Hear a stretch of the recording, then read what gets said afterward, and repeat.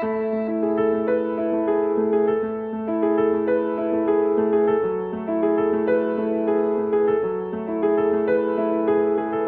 well, my main function is Vice President of Human Resources, so I do all of the hiring, training, development for our current staff and community staff. It was February of 2016.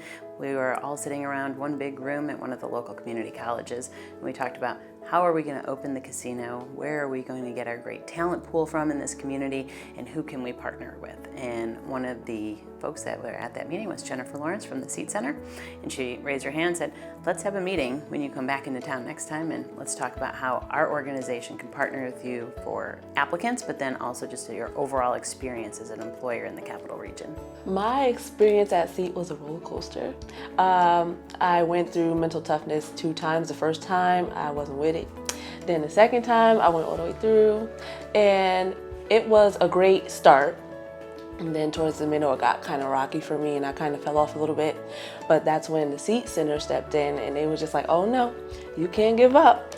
And so Miss Rebecca, from coming to get me to banging on my door, she would get me to come back to the Seat Center, and I finished strong again. Well, they helped a lot with my professional development skills. So I learned how to do like interviews and communicate properly. So they had a big part in me transitioning into a professional job site. So I think one of the great things about working with a workforce development organization is letting them know what you need. And if they can develop those programs, they have the candidate pools that they can make the impact on and grow alongside not only the business, but then also with the people in the community. So we let them know one of our main focuses was table game school. We had to have a very large table game school before we opened our casino, and the Seat Center said, well, let us create some math boot camps. Math is one of the big things that you need to have as a prerequisite to be a dealer in the casino industry. So we had to get people kind of skilled up in that capacity. So the Seat Center ran math boot camps for us, and then at the end of that boot camp, they were able to apply for a position to go to our school. And then many of them, actually I think we started with about 10 people in our school from the Seat Center for table games, which is an incredible career path. So I think some of the programs outside of just traditional workforce development and classroom presentations and mock interviewing that we do at the Seat Center are really creative ways to develop our relationship and partnership and let it be a true exposure in the community. So some of those things like Schenectady Summer Night, which is an incredible event here in the Capital Region, we partner with the Seat Center to say, come and join our booth. Bring out your materials, educate the community on what you're doing, and maybe you'll get 1, 2, 10 people interested in your programming. Then there's other things. We have the Troy Chowder Fest, which was an incredible event. Who knew 15,000 people were going to show up at that event? And we said, hey, Seat Center, come with us. If whatever we raise at that event, we'd be happy to donate back to your organization. The most incredible thing is we took first place the first year in being involved.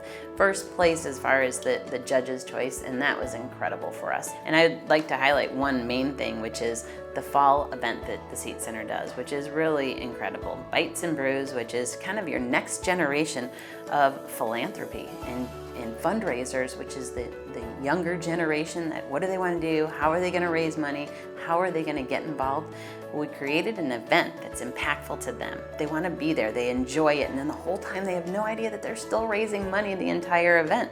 They're just having a great experience, a great night out, and they're meeting each other to go along the same mission of pushing the Seat Center forward and creating a better workforce development community for us. So I've been in this industry for over 15 years, and one of the things that I've done is move around. When I move around in my career in the casino industry, I'm in new places many a times by myself, and I have to develop my new life in that new location.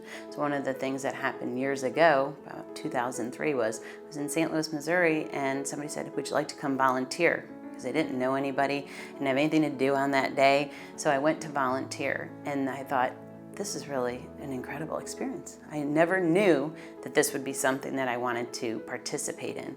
But then the value of it continued to grow, and it grew in the way that I found out what was really impactful to me, what influences me or impacts me in our local communities that I live in, that I work in.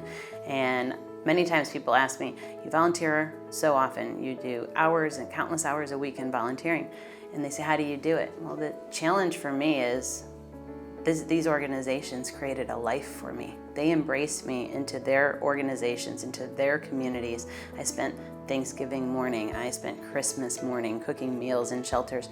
But otherwise I would have been maybe home by myself because I was at a new casino working and I didn't have anywhere else to go myself.